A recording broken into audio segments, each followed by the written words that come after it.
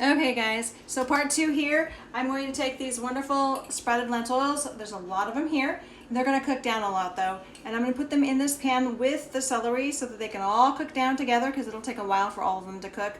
And just also, I wanted to mention, to sprout these, I did not actually use any citric acid. I know sometimes people do use that and it's supposed to really help, but lentils really sprout easily. And what I mean by easily is they sprout without turning bad very much. Like these, I put in, I rinse them like morning. I rinse them in the morning at least once or twice, kind of like a rinse, and then another rinse, and then in the night I rinse it like when I get home from work, and then another maybe a couple times like before bed and stuff. So I rinse them several times a day, like mostly morning and night. And then honestly, they're fine. They don't smell bad at all. And you'll know when sprouts are bad. They smell awful. So anyway, I'm going to pour this in here. Let me put this over here. They're pretty packed in pretty tight. I'm going to put this over here real quick so you can kind of see what I'm doing. It's a little hot there, but hopefully you can see me putting all these wonderful sprouts in here. So good for you. High in protein. Lentils have a lot of protein. And now when you sprout stuff like this, you add more vitamins like D and K, those kinds of things in there.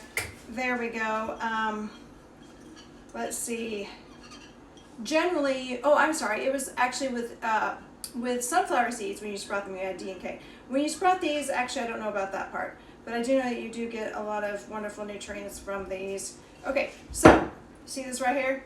Nice big pile of lentil sprouts on top of a bed of celery. I'm going to just put this on the stove, and I'm going to go ahead and season it.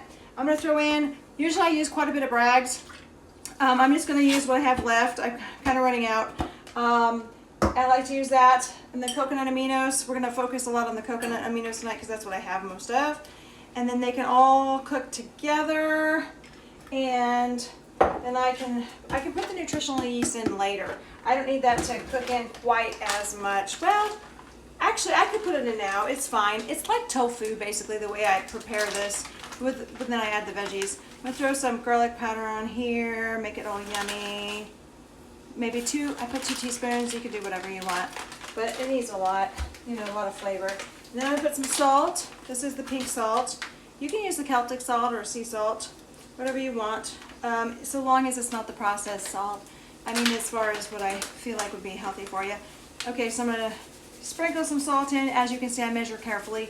I just do it to taste, I just do it to feel, and it's perfect. If